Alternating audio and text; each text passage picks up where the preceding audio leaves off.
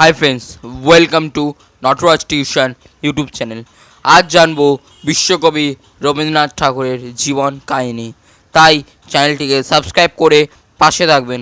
Part 2, 3, 4 আসবে। চলুন জেনে নিই বিশ্বকবি রবীন্দ্রনাথ ঠাকুর।